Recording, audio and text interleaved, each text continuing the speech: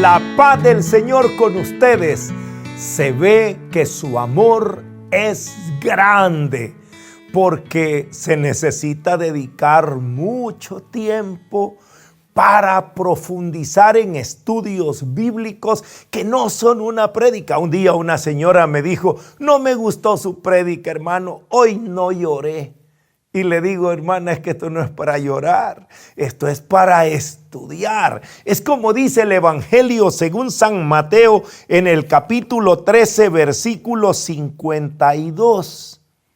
Les dijo: así todo escriba que se ha hecho discípulo del reino de los cielos es semejante al dueño de una casa que saca de su tesoro cosas nuevas y cosas viejas. Palabra de Dios, te alabamos, Señor.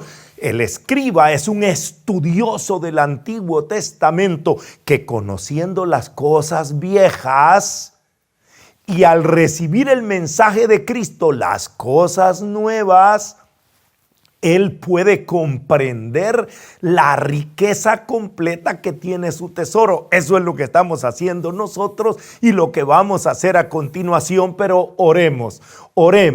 Padre, gracias por el amor que has puesto en nuestro corazón para escudriñar las Escrituras, para estudiar tu palabra con ese amor que le tenemos a la iglesia.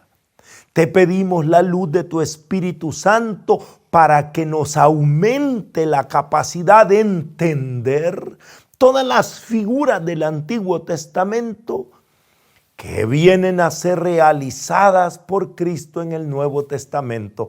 Te lo pedimos, Padre, en el nombre de Jesús, con la Virgen María, nuestra Madre, orando en la fuerza del Espíritu Santo, a ti que vives y reinas por los siglos de los siglos. Amén. Y todos los estudiosos dicen amén. Soy Salvador Gómez y les invito a profundizar el tema el Arca de la Alianza. En la carta a los Hebreos, en el capítulo 9, el autor de la carta a los Hebreos presenta a Cristo como quien viene a realizar todas las figuras del Antiguo Testamento. Bueno, él lo viene haciendo en toda la carta a los Hebreos. La carta a los Hebreos es escrita por un conocedor del Antiguo Testamento, por un escriba. Antes se pensaba que fue San Pablo, pero no. Creímos que fue Apolo, no sabemos quién, pero debe ser alguien que conocía al dedillo el Antiguo Testamento y al ver a Cristo dice: fíjense, si todo lo que está escrito en el Antiguo Testamento lo está cumpliendo Cristo hoy, esto se ha realizado, y él hace toda una tesis. Usted puede leer toda la carta, pero yo en este momento les leo solo un poquito del capítulo 9. Ustedes pueden leerlo del versículo 1 hasta el versículo 23, pero yo voy a leer solo algunos versículos. Leo primero Hebreos 9, del 1 al 5. También la primera alianza tenía sus ritos litúrgicos y su santuario terreno, porque se instaló una primera parte de la tienda, donde se hallaba el candelabro y las mesas con los panes presentados, que se llamaba santo. Detrás de la segunda cortina se hallaba la tienda llamada Santo de los Santos, que contenía el altar de oro para el incienso y el arca de la alianza, completamente cubierta de oro, y en ella la urna de oro con maná, la vara florecida de Aarón y las tablas de la alianza. Encima del arca los querubines de la gloria que cubrían con su sombra el propiciatorio. Mas no es este el momento de hablar de todo ello en detalle. Sigo leyendo versículos del 9 al 12. Todo ello es un símbolo del tiempo presente, en que se ofrecen dones y sacrificios incapaces de perfeccionar en su conciencia al que da culto. Y solo son prescripciones carnales que versan sobre comidas, bebidas y sobre abluciones de todo género impuestas hasta el tiempo de la redención.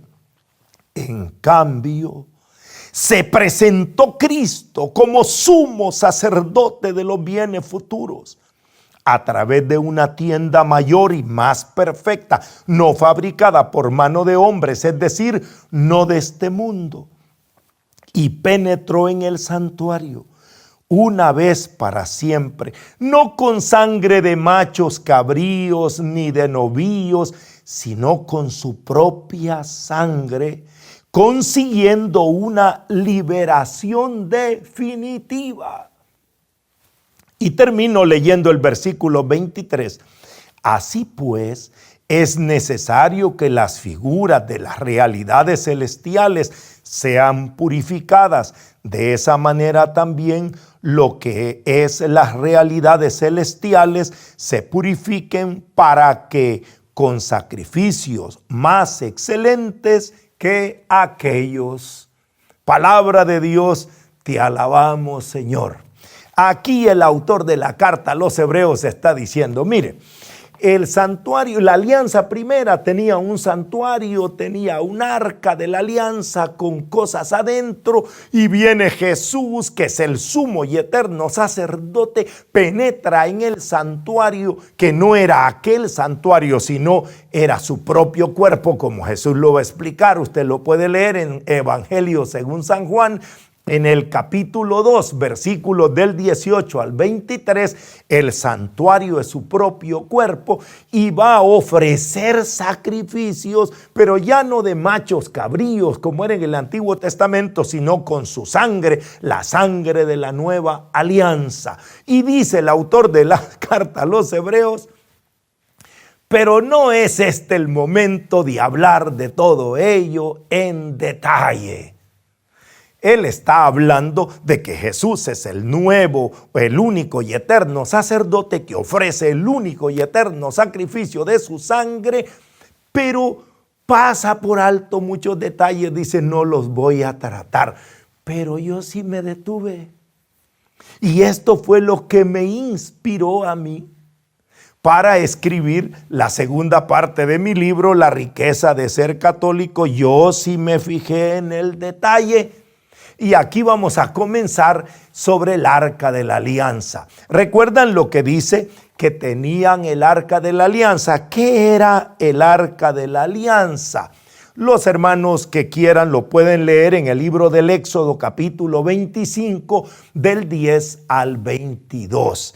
Aquí dice que el arca era de madera de acacia de 125 centímetros de largo por 75 de ancho y 75 de alto, revestida de oro por dentro y por fuera, y que el arca de la alianza era el lugar donde Dios le hablaba a Moisés. El arca era, oigan bien, el centro espiritual del pueblo de Israel. Para ella se hizo primero el santuario móvil, que era una tienda que se transportaba en las caminatas del desierto, que más tarde fue el templo de Jerusalén. Pero tanto la tienda como el templo era solo para guardar el arca, porque le leo un pequeño comentario del vocabulario de teología bíblica de León Dufour, que hablando del arca nos dice lo siguiente: por el arca manifiesta el Dios de la alianza, que está presente en medio de su pueblo para guiarle, protegerle, para hacerle conocer su palabra y para escuchar sus oraciones. O sea, el arca era el lugar más sagrado, estaba en el lugar santo de los santos, en el lugar santísimo, que solo el sacerdote penetraba una vez al año, y Moisés, que cuando necesitaba, iba para hablar con Dios, de ahí le hablaba. Ahora, lo importante no era el arca. Si el arca era una caja de madera, lo importante es lo que el arca tenía adentro. Y ya lo leímos en la carta a los Hebreos en el capítulo 9, versículos del 1 al 5, que leímos donde dice que tenía. A ver si pusieron atención, ¿qué tenía el arca adentro? El arca tenía tres cosas importantes. Que tenía un vaso de oro, una urna de oro, que contenía maná. Tenía también la vara de Aarón que floreció y tenía las tablas de la ley. Y como dice la carta a los Hebreos, todo eso eran figuras de realidades celestiales que viene Cristo a realizar. Esa es la tesis del autor de la carta a los Hebreos. Pero si ustedes recuerdan, déjenme solo recordarles o señalarles textos que les pueden ayudar. Lo voy a ir diciendo. El maná, todos sabemos lo que era el maná, ahí lo tengo yo escrito, pero ustedes pueden encontrarlo en el libro del Éxodo, en el capítulo 16, versículos del 2 al 35. ¿Qué era el maná? Es el pan con el que Dios alimentó al pueblo de Israel durante la travesía del desierto. Eso era el maná. Ahí lo tienen ustedes en Éxodo capítulo 16. El pan con el que Dios alimenta a su pueblo. Ahora, las tablas de la ley, esto sí hay que estudiar un poco más. Recuerden que las primeras tablas, dice el libro del Éxodo en el capítulo 32, versículos del 15 al 19, Éxodo 32, 15, 19, las primeras tablas Moisés las destruyó, las hizo añicos cuando bajó del monte y vio el becerro que habían hecho. Pero el Señor le dice que vuelva a tallar dos tablas como las primeras para escribir de nuevo el código de la alianza. Eso está en Éxodo capítulo 34, versículos del 1 al 29. Éxodo 34, 1, 29, Moisés baja de nuevo con las tablas, las nuevas tablas, y el Señor le pide que guarde esas tablas en el arca. En Éxodo capítulo 40, versículos 18 al 20. Éxodo 40, 18, 20, ahí dice cómo quedan en el arca las tablas de la alianza. Ahora pasémonos a la vara de Aarón. La vara de Aarón es una historia muy emocionante que hay que leer mucho. El libro de Números en el capítulo 16, versículos del 1 en adelante, usted va a conocer la historia cuando Coré, Datán, Abirón y On se rebelan contra Moisés y Aarón con 250 líderes del pueblo de Israel y dicen: basta ya, ustedes no nos pueden mandar. Se rebelan contra Moisés porque era el líder, contra Aarón porque era el sacerdote de ese pueblo, pero ellos dicen: todos somos pueblo de Dios, a Dios nos habla a todos y aquí todos mandamos. Se armó un lío, una rebeldía.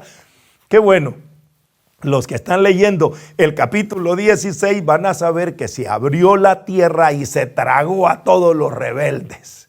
Así termina esa historia. Pero en el capítulo 17, el Señor le pide a Moisés que te dé cada tribu una vara, 12, porque 12 eran las tribus. En la de Leví escribes el nombre de Aarón. La vara de aquel que florezca es al que yo elijo para que sea pastor en mi pueblo. Y floreció la vara de Aarón. Qué hermoso. Capítulo 17 del libro de los Números.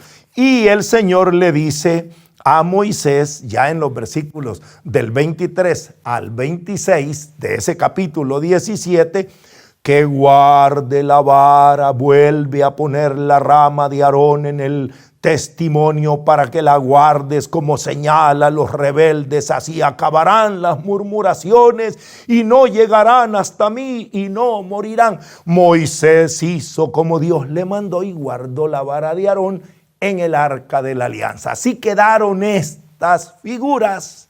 A ver, resumamos. Un vaso de oro con maná, las tablas de la ley y la vara de Aarón, que eran solo símbolos, figuras de lo que más tarde iba a ser la plenitud. Jesús viene a realizar esas figuras, esos símbolos. La carta a los Gálatas en el capítulo 4, versículos del 4 al 7, Gálatas 4, del 4 al 7, nos dice: pero al llegar la plenitud de los tiempos, envió Dios a su Hijo, nacido de mujer, nacido bajo la ley, para rescatar a los que se hallaban bajo la ley y para que recibiéramos la condición de hijos. Y como son hijos, Dios envió a nuestros corazones al Espíritu de su Hijo, que aclama Abba, Padre, de modo que ya no eres esclavo, sino hijo. Y si hijo, también eres heredero por voluntad de Dios. Palabra de Dios, te alabamos, Señor. Aquí dice que Jesús vino no solo para hacernos hijos de Dios, sino para darnos esa herencia, esa riqueza que Dios tenía ya prefigurada desde el Antiguo Testamento. El Catecismo de la Iglesia Católica nos dice en el numeral 122, Catecismo de la Iglesia Católica, numeral 122. El fin principal de la economía antigua era preparar la venida de Cristo Redentor universal, aunque contiene elementos imperfectos y pasajeros. Los libros del Antiguo Testamento dan testimonio de toda la divina pedagogía del amor salvífico de Dios y contienen enseñanzas sublimes sobre Dios y una sabiduría salvadora acerca del hombre. Encierran tesoros de oración y esconden el misterio de nuestra salvación. O sea que todo eso era parte del tesoro que Dios tenía para nosotros, pero se viene a realizar en Cristo. Son figuras que se realizan, como dirá San Pablo, en la primera carta a los Corintios, en el capítulo 10, versículo 6, estas cosas sucedieron para ejemplo nuestro. Todo lo que pasó eran figuras. Y les voy a leer cómo los comentaristas de la Biblia de Jerusalén, en la edición que tiene los comentarios completos, ponen esta nota a ese versículo de 1 Corintios 10:6. La nota que ponen los comentaristas de la Biblia de Jerusalén es muy iluminadora para entender lo que estamos diciendo. Todas esas figuras o los tipos que se usan en el Antiguo Testamento, Jesús lo realiza en el Nuevo Testamento. Leo el comentario. Tipos que Dios suscitó para prefigurar las realidades espirituales de la era mesiánica, antitipos. Este sentido típico o alegórico de los libros sagrados, si bien superaba la conciencia clara de los autores inspirados, no por eso es menos escriturístico, puesto que los quiso Dios, autor de toda la escritura, ordenando a la instrucción de los cristianos. Los autores del Nuevo Testamento han deducido a menudo. Pablo lo inculca en repetidas ocasiones y algunos escritos en su totalidad, como el cuarto evangelio y la epístola a los hebreos, se fundan en la tipología del Antiguo Testamento.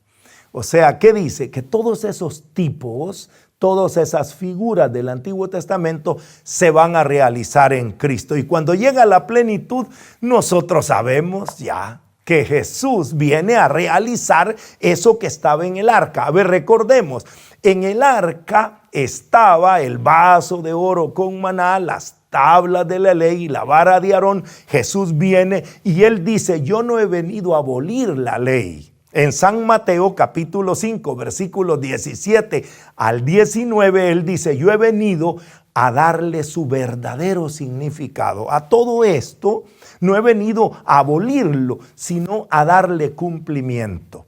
Y ahí Jesús nos va a explicar, yo tengo explicado con todas las citas en el libro La riqueza de ser católico, desde la página 100 en adelante, hay que estudiar mucho, hay que ser como un escriba. Él es el verdadero maná. Jesús es el verdadero maná, el pan vivo bajado del cielo. Ustedes lo pueden leer en San Juan capítulo 6, versículos del 30 al 51, cuando los judíos le dicen: ¿qué señales hacen nuestros padres? Comieron maná en el desierto, porque estaba escrito, pan del cielo les dio. Y el Señor les dice: mira, sus padres no comieron el verdadero pan del cielo, sus padres comieron maná y murieron. El verdadero pan del cielo es mi cuerpo, es mi carne, es mi sangre, que viene para dar alimento. O sea, Jesús lo explica bien claro en esa cita que ya les di de San Juan capítulo 6, que Él es el verdadero pan que ha bajado del cielo. Ahora, Jesús también es la palabra, que ya no está escrita en piedra como las 2 tablas de la ley. Es la palabra hecha carne que habita entre nosotros. Eso lo explica San Juan en el capítulo 1 del Evangelio según San Juan, capítulo 1, versículos del 1 al 14. La palabra se hace carne y, como él dice en el versículo 14, puso su morada entre nosotros y hemos contemplado su gloria. Así como el arca de la alianza, que tenía la palabra escrita en piedras, puso su morada, su tienda del encuentro, que más tarde fue el templo, ahora Jesús pone su morada para manifestar su gloria, porque Él es la palabra que no está escrita en piedra, sino se ha hecho carne. Eso lo explica también San Juan en la primera carta de Juan, capítulo 1, versículos del 1 al 2. Primera carta de Juan, capítulo 1, versículo del 1 al 2, él dice: Jesús es la palabra, nosotros lo hemos contemplado, hemos visto su gloria, lo hemos palpado, lo hemos visto, y eso es lo que nosotros les transmitimos. ¿Quién es la palabra hecha carne? Jesús. Ahora nos queda la vara de Aarón. La vara de Aarón era símbolo del pastor que Dios pone para unir y para guiar al pueblo. ¿Y quién es el verdadero pastor? Es Jesús. San Juan capítulo 10, versículos del 11 al 18, Jesús dice: yo soy el buen pastor da la vida por sus ovejas. Tengo otras ovejas que las voy a reunir y habrá un solo rebaño bajo un solo pastor. Jesús es el pastor, Él tiene la vara, ya no es la vara de Aarón, el que Dios ha puesto para guiar. Ahora es Cristo el pastor que guía a sus ovejas. Ahí tenemos nosotros todas esas figuras realizadas en Cristo, que es maravilloso. Por supuesto, hay que estudiar mucho. Yo pongo en mi libro algunas citas que les voy a dar del catecismo para que ustedes hagan su estudio completo. El numeral 129 del catecismo, el numeral 128, el numeral 130, hay que estudiar mucho, hermano, no se los voy a leer porque es muy cansado. Y catecismo sí tienen ustedes, o sea, numeral 129, 128, 129, 130, va a explicar que toda esa tipología, todos esos símbolos se realizan en Cristo. Ahora yo quiero detenerme en un detalle. Que San Juan 1:14 dice que Él puso su morada entre nosotros y hemos visto su gloria. Esa morada de Dios entre nosotros era la representación del arca de la alianza, que ya Jeremías en el capítulo 3, versículo 16 dice que iba a estar oculta, que iba a desaparecer. Ahora la hemos visto otra vez. Pongan atención en este detalle porque vamos a entrar en un subtema precioso. Vamos a ver cómo la Virgen María se convierte en el arca de la nueva alianza. Esto es bien emocionante, sobre todo para los católicos que nos estamos fundamentando en lo que nosotros creemos, en los tesoros que tenemos. Jeremías en el capítulo 3, versículo 16, dice que luego, cuando sean muchos y fructifiquen en la tierra en aquellos días, oráculo del Señor, no se hablará más del arca de la alianza de Yahvé, no vendrá en mientes, no se acordarán ni se ocuparán de ella, ni será reconstruida jamás. Palabra de Dios, te alabamos, Señor. Dice, el arca del Antiguo Testamento ya no la vamos a ver, ya no la vamos a tener. Y hay tantas leyendas ahora de que andan buscando el arca perdida. Y sería un gran descubrimiento arqueológico encontrarla, pero Jeremías dice que no. El autor del libro de Macabeos en el capítulo 2, pongan atención, Macabeos, segundo libro de Macabeos, capítulo 2, versículos del 1 al 8, dice que Jeremías ocultó el arca, que fue Jeremías quien la escondió, porque él había dicho, es que ya no necesitan las figuras, es que ya no necesitan estos símbolos.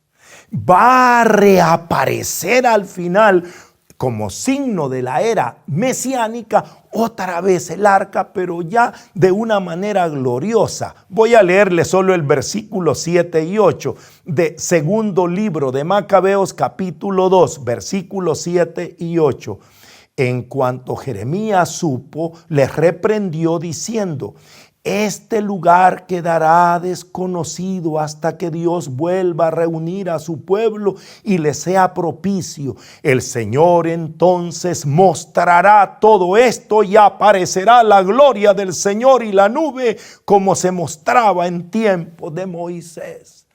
Palabra de Dios, te alabamos, Señor. Dice, el arca no va a aparecer, va a aparecer en las nubes la gloria de Dios como señal de que ha llegado el tiempo de la restauración. Por eso, el libro de Apocalipsis, en el capítulo 11, versículo 19, ya en los tiempos mesiánicos, está diciéndole al pueblo, ahora es San Juan quien escribe el libro de Apocalipsis diciendo, estamos frente a la gloria de Dios, al Mesías. Y oigan lo que voy a leer. Apocalipsis capítulo 11, versículo 19 y luego el capítulo 12, versículos 1 y 2. A ver, libro de Apocalipsis, capítulo 11, versículo 19 y capítulo 12 del 1 al 10. Miren cómo presenta el Señor el arca de la alianza en los tiempos del Mesías, según lo que se había dicho en el Antiguo Testamento. Y se abrió el santuario de Dios en el cielo, y apareció el arca de su alianza en el santuario. Y se produjo relámpagos y fragor de truenos y tembló la tierra y una fuerte granizada. Capítulo 12, versículo 1 y 2. Un gran signo apareció en el cielo.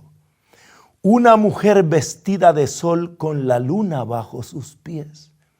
Y una corona de 12 estrellas sobre su cabeza. Está encinta y grita con los dolores del parto y con el tormento de dar a luz. Palabra de Dios, te alabamos, Señor. Llegó el tiempo mesiánico. Reaparece el arca, pero ya no con figuras, no con símbolos, sino en la realidad de esos símbolos. Y la figura del arca es una mujer.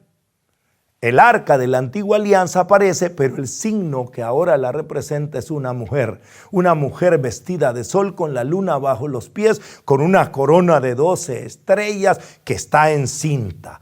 Ella lleva dentro de su vientre al verdadero maná, a la palabra hecha carne, al verdadero pastor. O sea, todo eso es lo que va a dar a luz al Mesías. Claro, esa mujer representa al pueblo de Israel, obviamente, es el pueblo que nos da al Mesías. Pero la Virgen María es la israelita concreta, la mujer concreta que nos da a luz. Y luego representa a la iglesia, que es la que continúa como arca de la alianza, dándonos al Mesías. Esa mujer que aparece es el arca de la nueva alianza, es obviamente el pueblo de Israel, es la Virgen María y es la iglesia. Hay hermanos cristianos que dicen, hermano, esa mujer es el pueblo de Israel, esa mujer es la iglesia, pero no es la Virgen. Y le digo, hermanito, ¿y quién fue la israelita que lo dio a luz? ¿Quién fue la mujer que padeció los dolores de parto? ¿Quién fue la que trajo al Mesías? No fue un pueblo, fue una mujer concreta, la Virgen María. Por eso, precisamente, los cristianos llamamos siempre a la Virgen María Arca de la Alianza. Es una de nuestras jaculatorias. Se lo voy a leer como rápido. Ustedes lo pueden estudiar todo. Perdón que esté hablando muy rápido, pero es que es demasiada información. Pero gracias a Dios ustedes son escribas, son grandes estudiosos. Van a ir al Catecismo de la Iglesia Católica, Catecismo de la Iglesia Católica, al numeral 2676. Yo les leo solo un parrafito.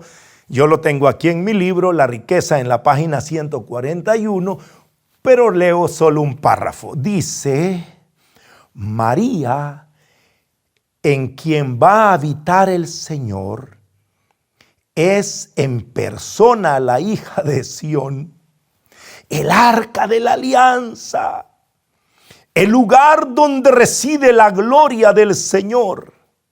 Ella es la morada de Dios entre los hombres, llena de gracia. Se ha dado toda al que viene a habitar en ella y al que entrega al mundo. Qué hermosa esa expresión. Puso su morada y vimos su gloria. La morada donde está la presencia de Jesús es la Virgen María. Obviamente es la iglesia, pero la Virgen María es la hija de Sión. La hija de Sión, la persona, la concreta persona que dio a luz al Mesías. Y por eso es el arca de la nueva alianza. Y no es casualidad, ni es una curiosidad bíblica. Todo lo que yo explico aquí en mi libro, los invito, si no lo tienen, a adquirirlo. Está en mi tienda virtual o búsquenlo también físico. Desde la página 138 hasta la página 141, yo le dedico solo a un estudio en la similitud del arca con la Virgen María. Pero voy a decirle algunas cosas. Por ejemplo, Éxodo capítulo 40, el libro del Éxodo, en el capítulo 40, versículos del 21 al 35, dice que cuando se llevó el arca a la morada, a la tienda del encuentro, la nube de Dios, la gloria de Dios bajó y llenó con su gloria ese lugar, de suerte que ni Moisés podía estar ahí, porque el arca era la presencia, la gloria de Dios que bajaba sobre el arca, y ella significaba esa presencia de la gloria de Dios que la cubría y no cabía nada. Eso que ustedes leen en Éxodo 40, 21, 35, es lo mismo que dice San Lucas en los versículos del 26 al 38. Ustedes recuerdan y hagan la lectura, ustedes lo van a hacer. El ángel le dice a la Virgen María, la gloria de Dios vendrá sobre ti y el poder del Altísimo te cubrirá con su sombra. Es lo mismo que pasó con el arca en el Antiguo Testamento, y dice que ni el ángel se quedó. La Virgen María dijo, hágase en mí según tu palabra, y el ángel dejándola se fue, porque era tan llena de la gloria de Dios, llena de gracia. El Señor está contigo, la gloria del Señor vendrá sobre ti, la nube te va a cubrir con su sombra. Es la misma realidad que pasó con el arca. Veamos otro ejemplo en el Antiguo Testamento. En el libro primero de Samuel, en el capítulo 4, versículos del 4 al 5. El libro primero de Samuel, capítulo 4, versículos del 4 al 5. Cuando llega el arca, oigan esto, llega el arca del Señor al campamento donde está el pueblo de Israel, dice que todos los israelitas gritaban. Los israelitas se sentían tan animados, todos gritaban, lanzaban gritos de clamores que se oían en la tierra. La presencia del arca llena de gozo al pueblo que grita. Eso, primer libro de Samuel, capítulo 4, versículos del 4 al 5. Ahora, si ustedes leen Lucas, Evangelio según San Lucas, capítulo 1, versículos 41 al 44, van a encontrar lo mismo. Es cuando la Virgen María visita a Isabel. Y dice que en cuanto oyó Isabel el saludo de María, arca de la nueva alianza, Isabel queda llena del Espíritu Santo, se llena de gozo, el niño salta, o sea, lo mismo que le pasa al pueblo frente al arca, le pasa a Isabel. Isabel grita, bendita eres entre todas las mujeres. Es el mismo efecto que causó el arca al llegar al pueblo, el mismo efecto que está causando el arca, la Virgen María, cuando llega a saludar a Isabel.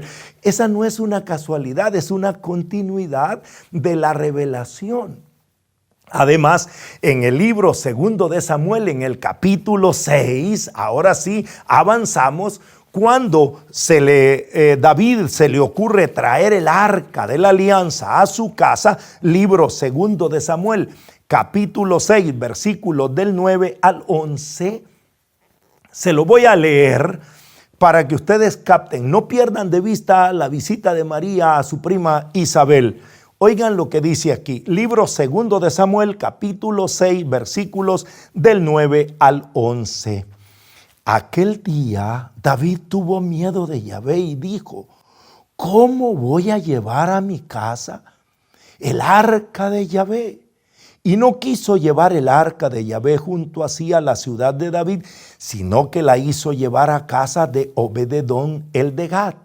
El arca de Yahvé estuvo en la casa de Obed-edom de Gat 3 meses. Y Yahvé bendijo a Obed-edom y a toda su casa. Palabra de Dios, te alabamos, Señor. ¿Qué siente David frente al arca cuando le dicen, vamos a traer al arca de tu Señor, al arca de Yahvé, al arca del Señor a tu casa? ¿Qué dice David? ¿Y de dónde a mí? Yo no merezco que el arca del Señor venga a mi casa. ¿Qué dijo Isabel? ¿Qué dijo Isabel cuando la Virgen María la visitó en su casa? ¿Saben qué dijo? ¿De dónde a mí? Que la madre de mi Señor venga a verme. Lo mismo que siente David frente al arca es lo que siente Isabel frente a la Virgen María. Y el detalle que se quedó en la casa de Obed-edom 3 meses para bendecirlo es lo que dice el Evangelio según San Lucas en el capítulo 1, versículo 56. ¿Cuántos meses se quedó la Virgen en la casa de Santa Isabel? Se quedó 3 meses para bendecir esa casa. Hermanos, yo pudiera estar sacando muchas citas, pero lean el libro La riqueza de ser católico, que es lo que estoy tratando de explicar.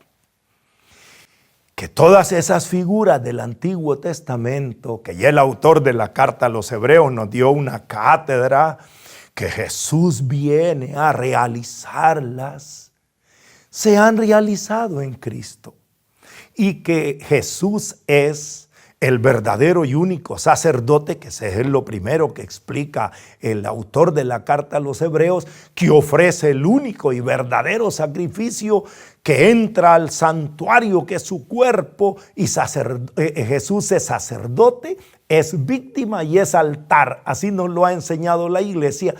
Él es el que ofrece el sacrificio, y el sacrificio es de su sangre, no es de sangre de terneros o de corderos o de novillos, que eso era figura del Antiguo Testamento, y Él viene a darnos la realización de eso.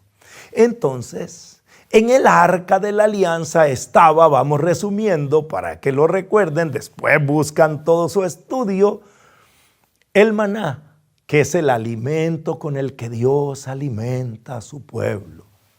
Las tablas de la ley, símbolo de la presencia de Dios que instruye, que forma, que le dice a su pueblo cuál es su voluntad, la palabra escrita en tabla.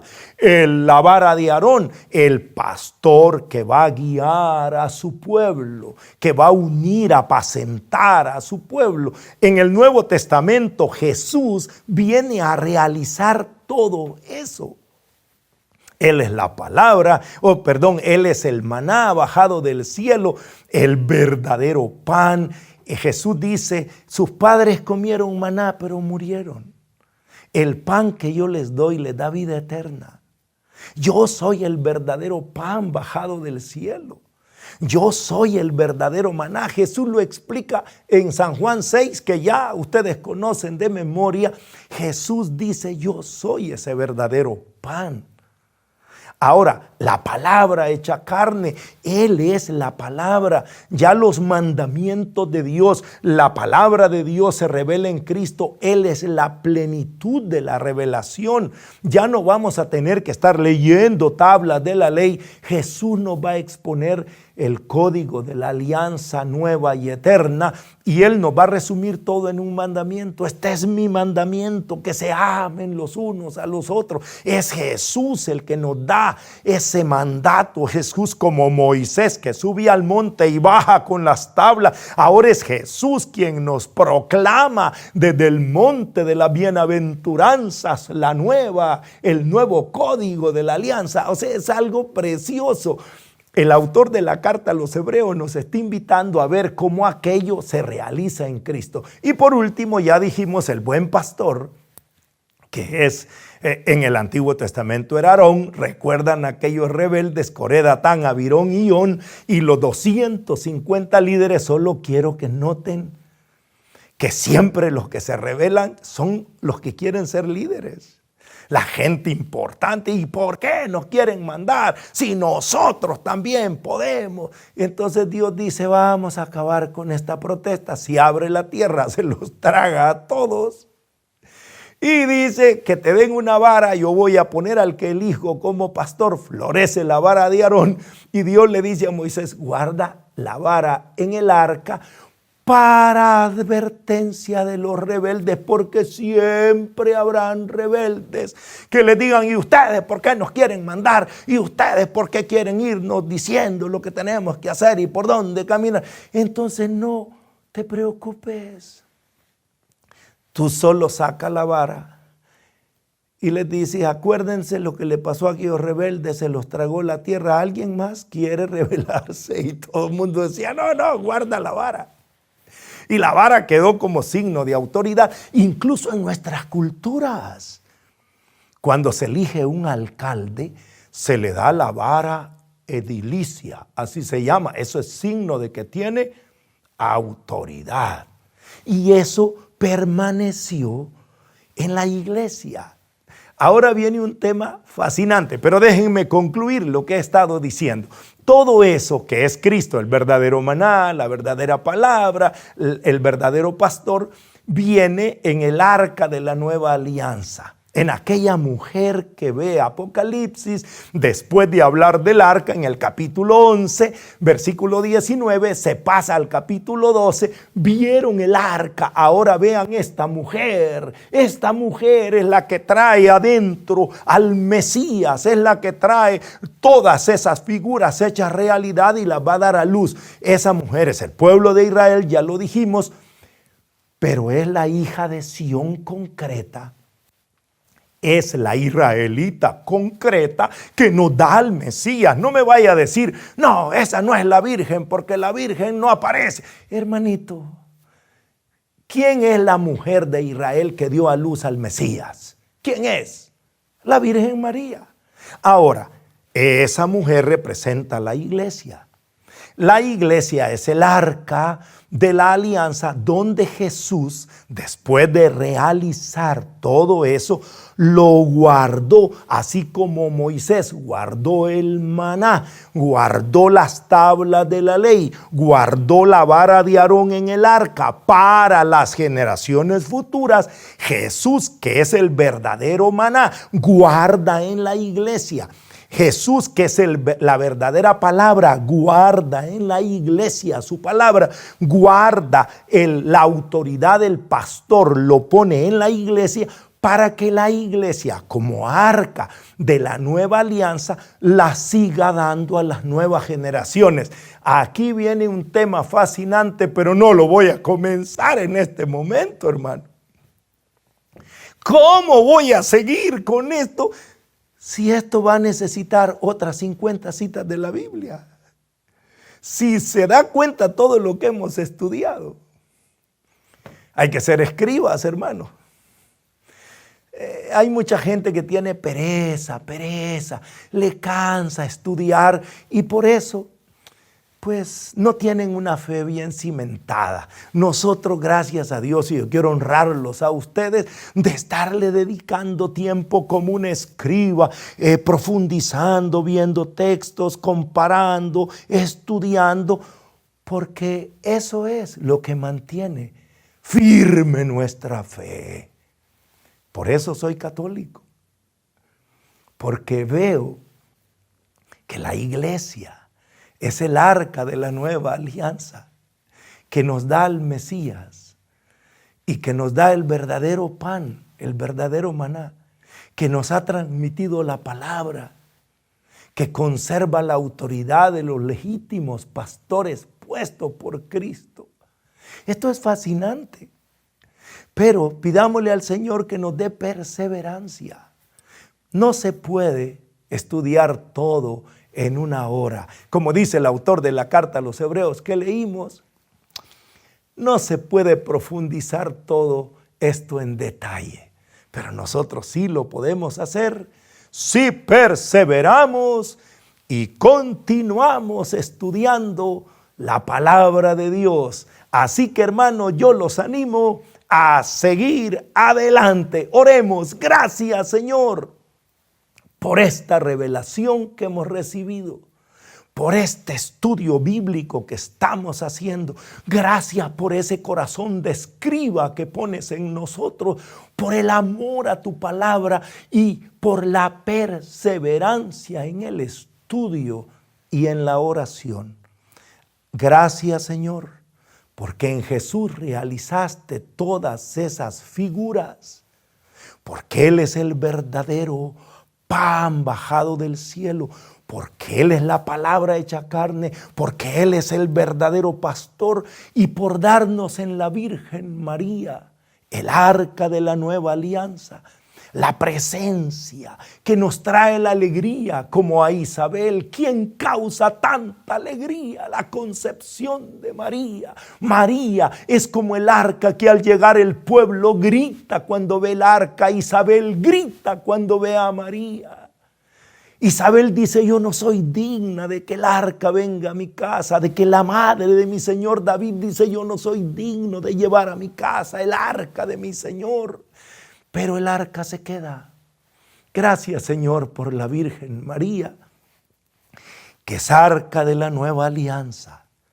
Y gracias por darnos a la iglesia, que nos transmite no solo la enseñanza, sino las realidades. Gracias, Señor, por la iglesia, que es el arca en la que podemos encontrar el verdadero pan, la verdadera palabra, la verdadera autoridad dada por Cristo. Todo esto, Señor, te lo agradecemos en el nombre de Jesús. Con la Virgen María, nuestra Madre, orando en la fuerza del Espíritu Santo, a ti que vives y reinas por los siglos de los siglos. Amén. Y todos los que se alegran frente al arca de la alianza dicen amén. Que el Señor nos bendiga. Gracias, hermanos, por estar con nosotros siguiendo en estos estudios. Si usted es la primera vez que ve un estudio de estos, sepa que es la continuación. Ya tenemos en nuestro canal de YouTube el primer tema. Ahí puede usted encontrar en la serie apologética positiva sobre cómo el Señor nos está hablando. Y lo invito a perseverar, porque como le dije, esto solo es una parte, esto continuará. Esto no se puede estudiar en una sola hora. Así que yo lo invito a suscribirse en mi canal de YouTube, Salvador Gómez Oficial, y a darme like. Y si a usted le gustan estos estudios, compártalo con otros hermanos que a lo mejor andan medio confundidos en la fe porque no han tenido un estudio bíblico serio que los ayude como el que estamos haciendo.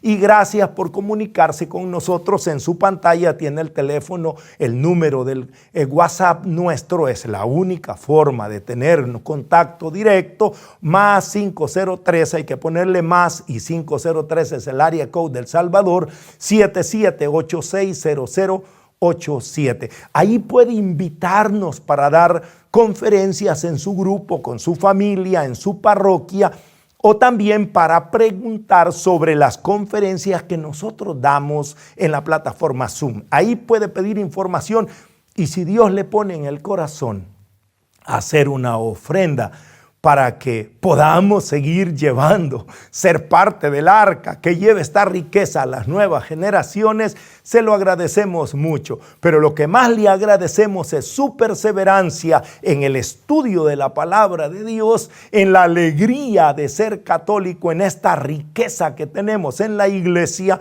para que la compartamos con los hermanos. Ore por nosotros, nosotros siempre estamos orando y trabajando por ustedes. Que el Señor nos bendiga.